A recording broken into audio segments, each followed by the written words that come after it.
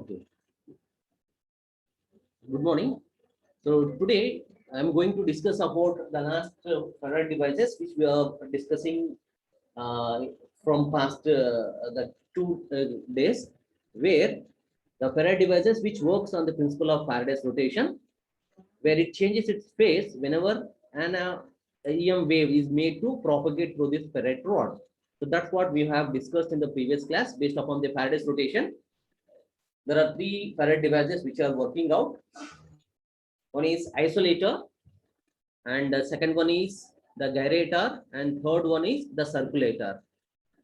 So as we have seen that in case of isolator, it is a two-port device which is being used immediately next after the source, so that it during the forward direction, when the wave is being forward propagated in forward direction, then it shows zero attenuation.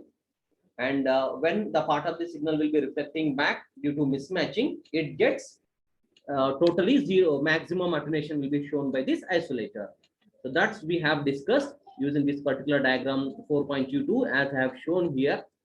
And based upon this, we have explained that when the wave is being propagating through this ferrite rod, it undergoes a Faraday rotation according to the principle of operation. So what amount of phase it is being allotted, accordingly it gets rotated.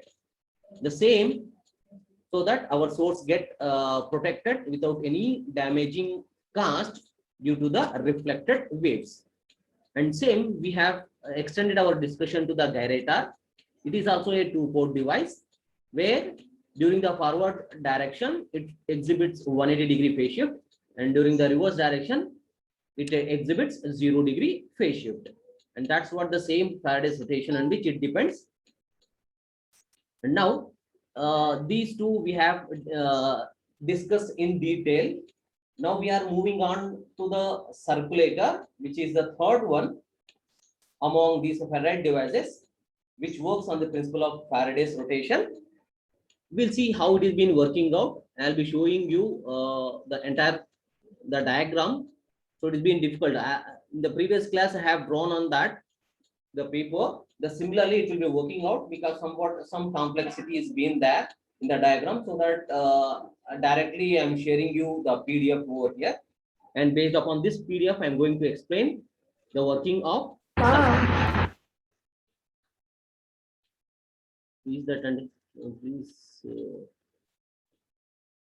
once you join, please mute yourself and sit the place where there is somewhat a calm going place there.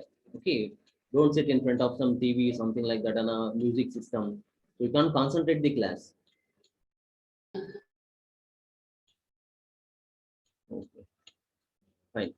And now, before starting the discussion towards the circulator, see here is the basic diagram on which the circulator it is being given.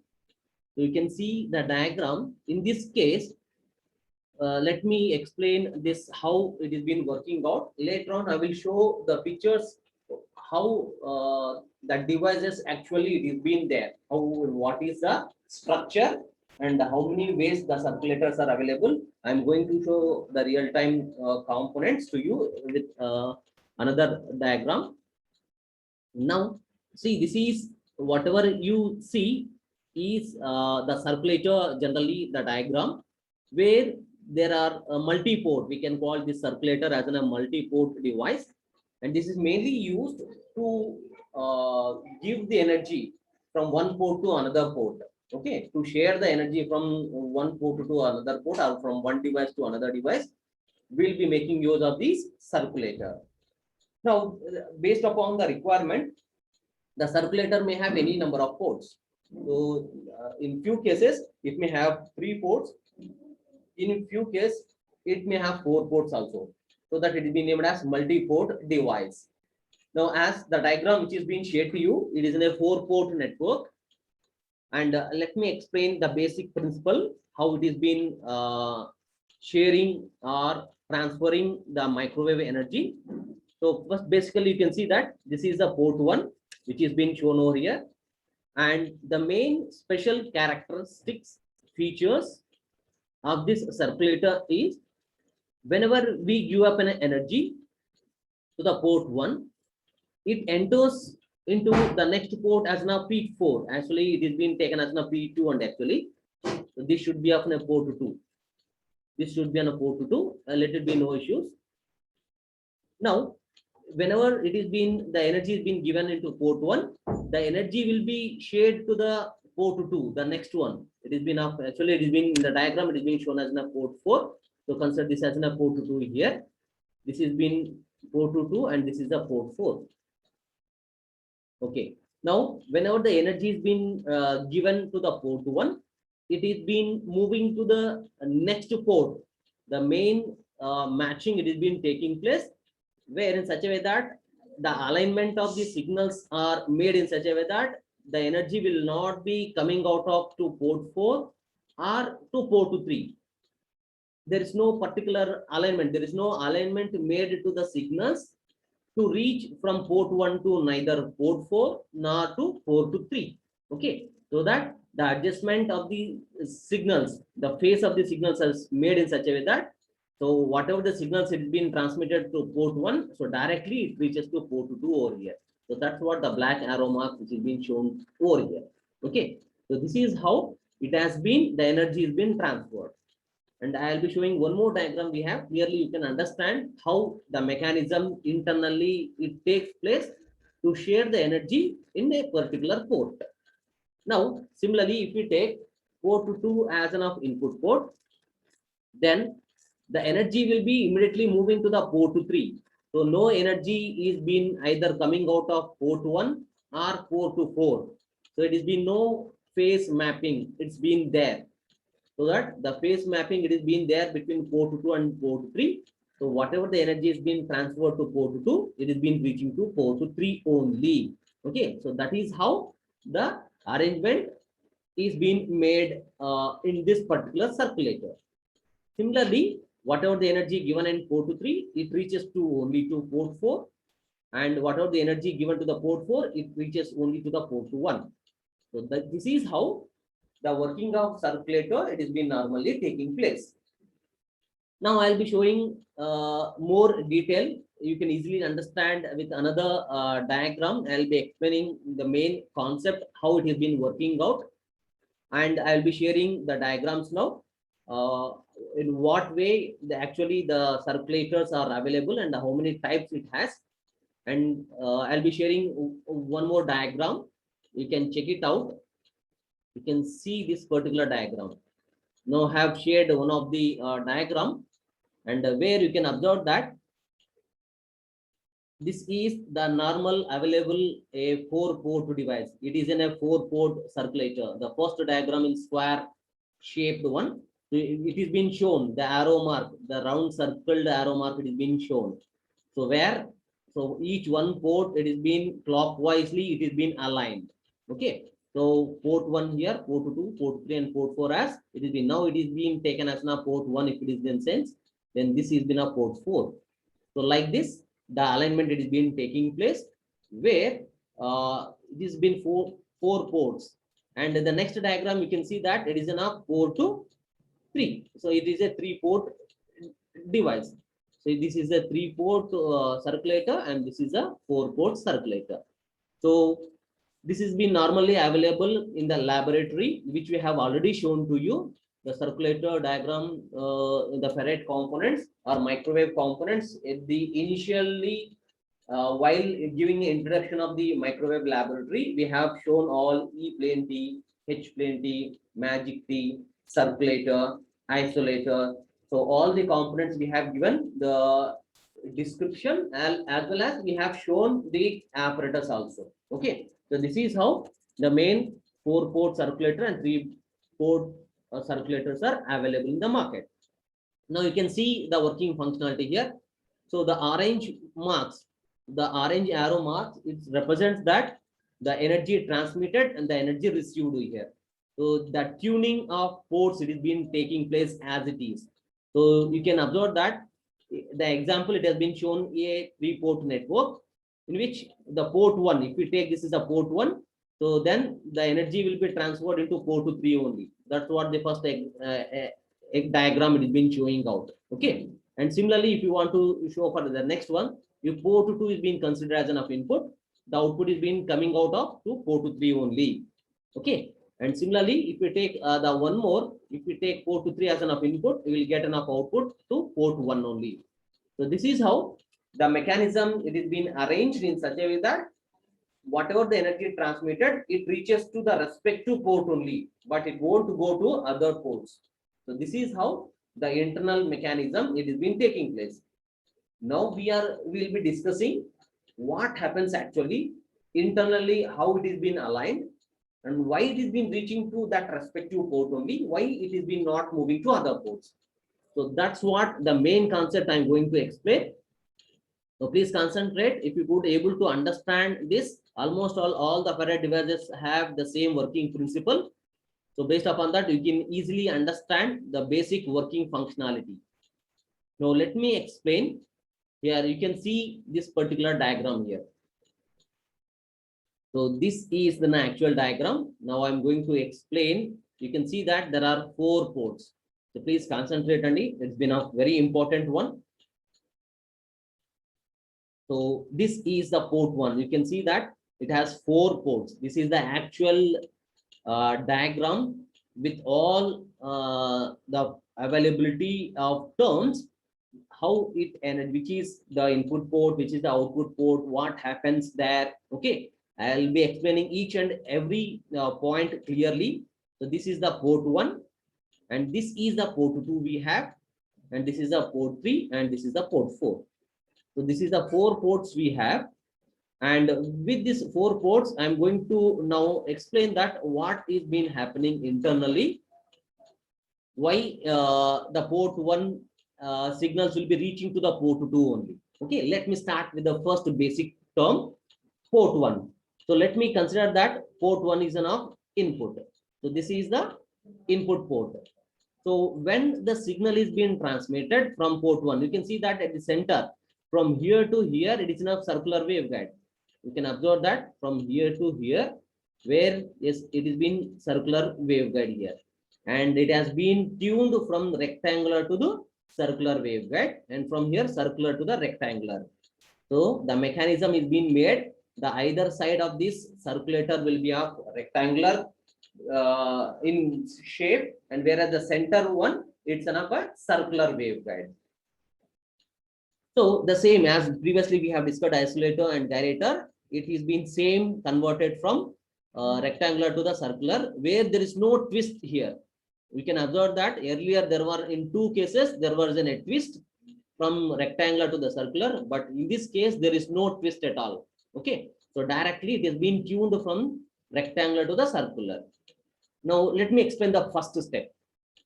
Considering the port 1, when port 1 is being considered as an input port, so the same it is being converted from linear polarization to the circular polarization, because rectangular waveguide to the circular waveguide, the signals are tuned. So that linear polarization is being converted into circular polarization, and these circular polarized waves, when it passes through the ferrite rod, so this is the ferrite rod. What I'm showing, this is in a ferrite rod. When it passes through the ferrite rod, and we have, according to the Faraday's rotation, it undergoes a phase shift of 45 degrees to the clockwise, in clockwise direction. Okay, always in whatever be the direction the wave comes to it, it shifts its phase by clockwise only. No anti-clockwise in the Faraday's ferrite rod only. Always the signal rotates clockwise only. No anti-clockwise rotation by the ferrite rod. Okay, do remember. And now, whenever the wave turns into a clockwise 45 degrees, where the here you can see that there is a port 3. Whatever the port 3 available, the signals which are coming out of port 1 will not be moving. So those will not move to the port 3 because it has been not tuned. The alignment, it has been vertically polarized initially. From port 1, here these are vertically polarized. These vertical polarized are not exactly tuned to come out of at port 3, so that no signal, it comes to port 3, so that it moves towards the ferrite rod. From port 1 straight away to the ferrite rod. From ferrite rod, it undergoes a Faraday's rotation of 45 degrees. Then these 45 degrees rotated signals are not tuned to come out of port 4. So there is no proper tuning so that it comes out of port 4. So because of that, no signal leaking out through port 4. So normally it moves towards the port 2. So now port 2 is exactly tuned 45 degrees to the input of the signals which are coming from port 1. It is exactly 45 degrees tuning will be there to the signals which are given to the port 1. Now, because of this tuning, the signals will be reached to the port 2. So this is how the signals, whatever it is being transmitted to port 1, it is being reaching to the port 2 only. No signals are coming out of either port 3 or port 4. Now we'll see the second case. What happened?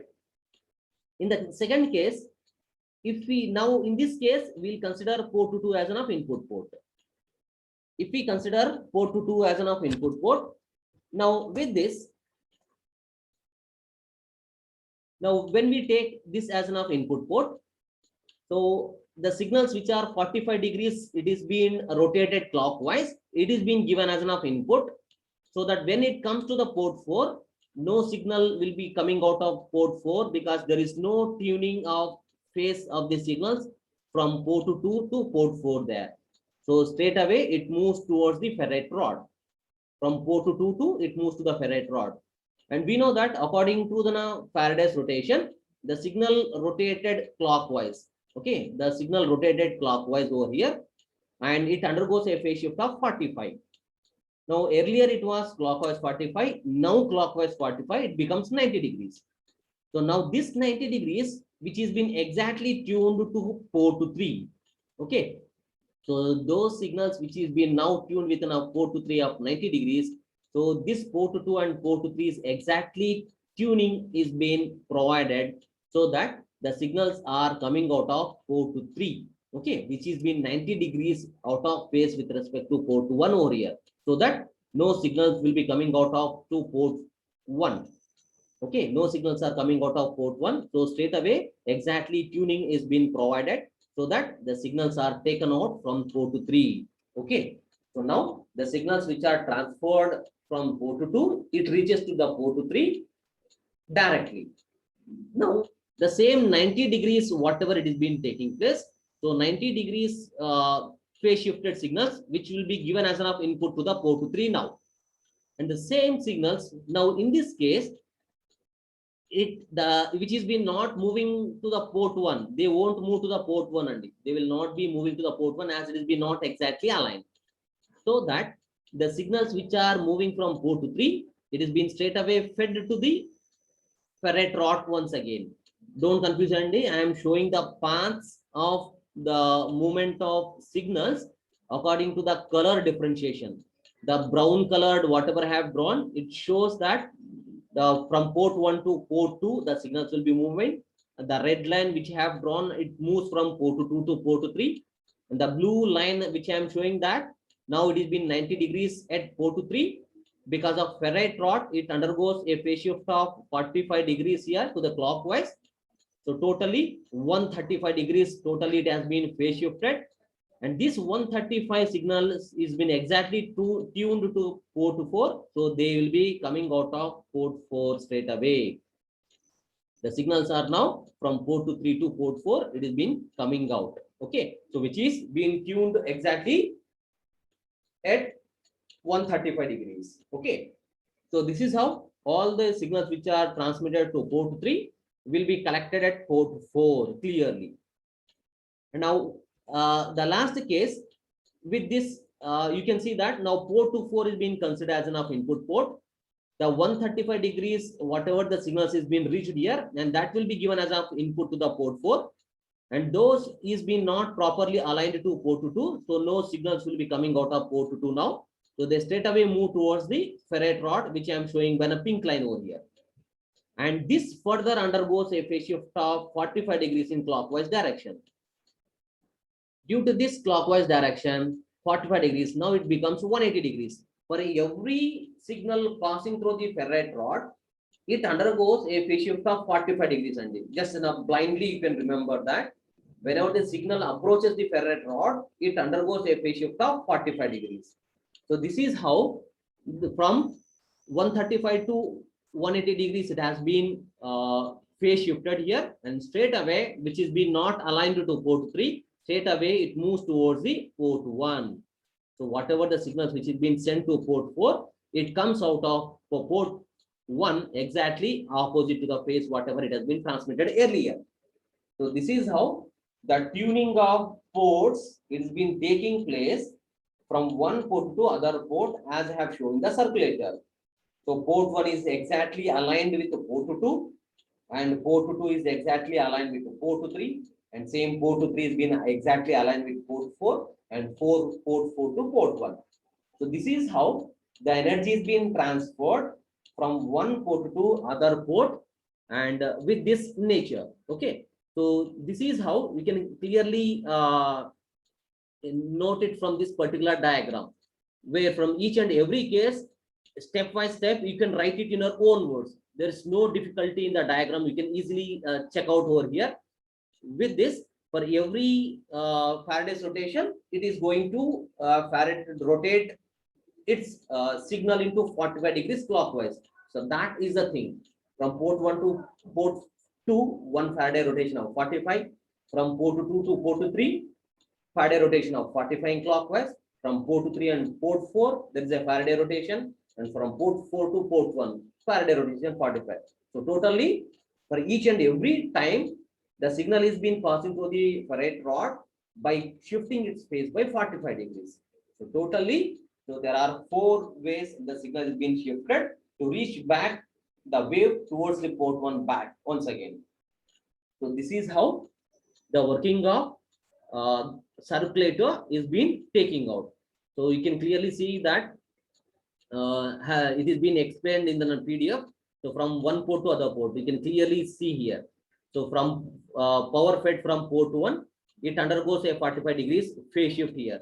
Okay, so the power will be coming out of port 2 only. Okay, and similarly, coming to the next point, power fed from port 2. So it undergoes a clockwise a 45 degrees here, and the port 2, whatever the input we have given, it takes output at port 3 only. Okay, and similarly, the third one. So from port 3, whenever we give enough input, it rotated 45 degrees and it comes out of port 4 only. So each and every tuning with clearly the point wise I have given in the PDF. You can go through this. You can easily understand the concept of working functionality. And similarly, port 4, when we consider as enough input, it rotates 45 degrees clockwise due to Faraday rotation, and it comes out of at port 1. Okay, so this is how the working of circulator is being explained. And now, if the meeting get turned off, please join once again. I'm going to discuss the next scattering parameters. Okay, I'll be giving the properties, and I'm going to explain the properties only. I'm going to explain. There are 4 to 5 properties of scattering parameters. So before that, what are scattering parameters? I'm going to explain. So once again, I'm going to write on the paper so that you can easily understand that. So I am moving to the way of writing on the paper. You can see this. I'll be checking out whether it has been clear to you or not. Please inform me.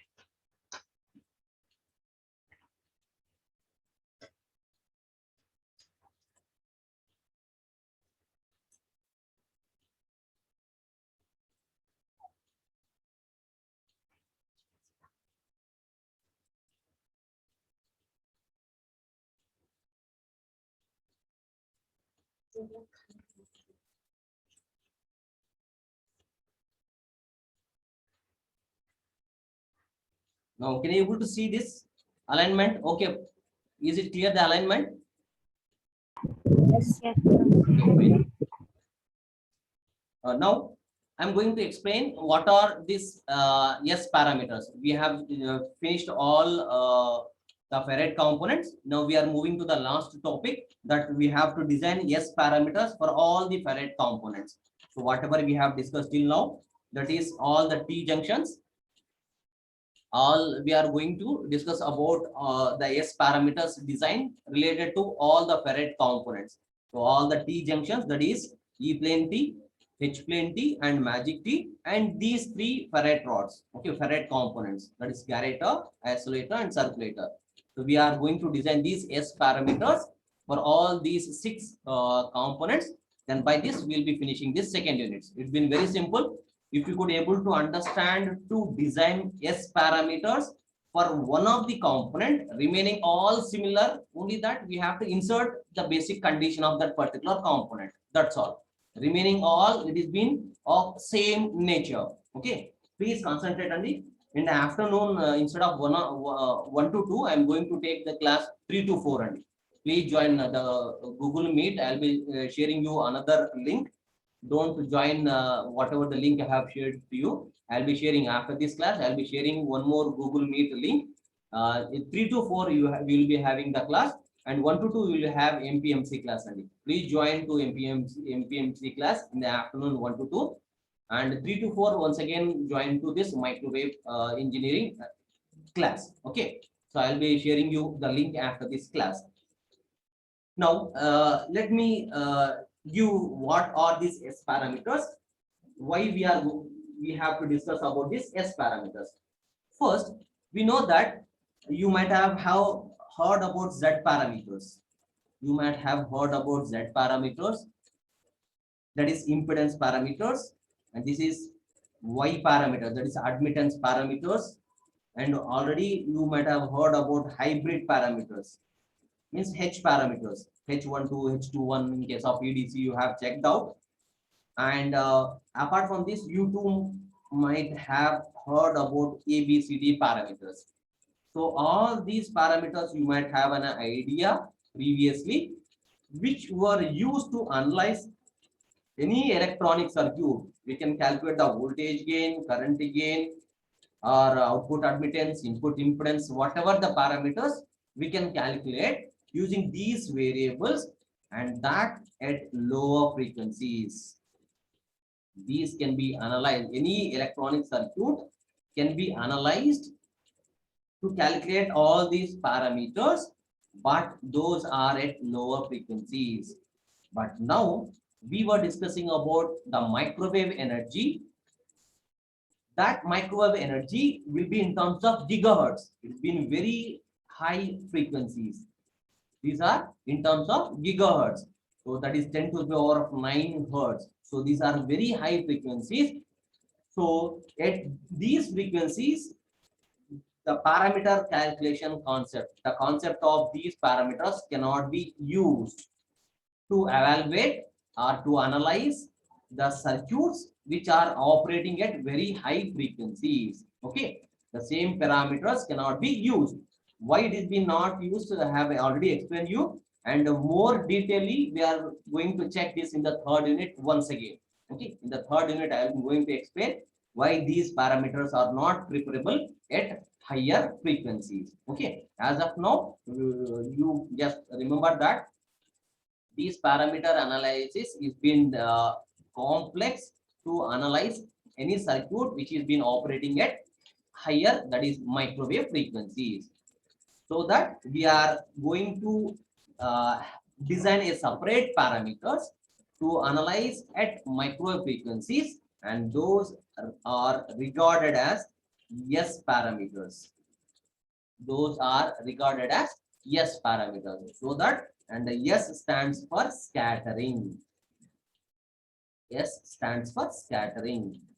This scattering parameters. So separate parameters are designed to analyze the circuit at microwave frequencies. So this is the reason why we are moving out to the scattering parameters. Okay. So now you might have got the reason that why we are moving to the scattering parameters at higher frequencies. Now, this is suitable at high frequencies. Now, to design a S parameters, okay. So, S matrix, we have actually an S matrix. So, it may be of 2 by 2 matrix, or it might be of a 3 by 3, or it might be of a 4 by 4. Okay. So, there are S matrix which are available of all these three sizes depending upon the requirement. We know that isolator and gyrator are two-port devices. In such case, the S parameters will be of 2 by 2 in size. Similarly, circulator or E plane T, H plane T are 3 by 3, 3 ports. It has 3 ports. The E plane T, H plane T have 3 ports. So that to design the S matrix, we'll prefer the S matrix of this particular size, 3 by 3 size. And for magic T and circulator, those are having 4 ports. In such case, we'll be designing S matrix of 4 by 4 size. Okay. So now to design this S matrix, we are going to first know the properties of S parameters. So we have to know the basic concept of properties of S parameters. What are the properties it has? Based upon that, we are going to design, or we are going to set the S matrix for all the microwave components. So now we are going to discuss about this S properties, the properties here for S parameters. If you are perfect with around 3 to 4 parameters we have, if you are perfect with these properties, you can easily design the scattering matrix for all the parameters. Okay. So for that, now let me have an first property. The first property of scattering parameters, it shows that, please within 3 minutes it is going to wind up, please join back. Okay. So once these properties are clear, so you can easily understand how to design S matrix for all the Farad components. Okay. And now with this properties, the first one which we have, the basic properties, Si will be equal to 0. Always Sii. I, it may take the value 1, 2, 3, and so on. That shows that S11 will be equal to 0. If I take I equal to 1, S11 equal to 0. If I take I equal to 2, then S22 will be equal to 0. If I take I is equal to 3, then S33 will be equal to 0. And similarly, S44 will be equal to 0. So this is the first property we have. So this is the first property of S parameters. Okay. Now moving to the second property which we have. Now here, whenever the sizes of the matrix is being taken, so if I take a 2 by 2, then the internal S variables will be like this: S11, S12, S21, S22. So this is a 2 by 2 matrix, S matrix, 2 by 2 S matrix. So there might be a chance of taking, if there are 3 port device, we are taking the size of 3 by 3 matrix. So this is S11, S12, S13, S21, S22, S23, S31, S32, and S33. This is a 3 by 3. So for magic, for E plane T, H plane T, we'll be calculating the S parameter, S matrix of this size. Now we have to calculate all these values: S11 value, S12, S13, up to S33. We have to calculate the values, and we have to substitute in this matrix. So that is the designing of S matrix of a particular microwave component. Okay. Now similarly, we may have 4 by 4 size also. Now when the wave, when any microwave component is being perfectly matched, when the ports, when ports are perfectly matched, okay, when ports are perfectly matched, In that case, we get S11 will be equal to 0, S22 will be equal to 0, S33 will be equal to 0. So that we need to straight away substitute.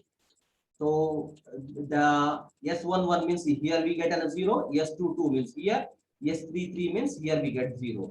So that all these, it has 0 diagonal elements. For a perfectly matched network, we have 0 diagonal elements in the S matrix. So this is the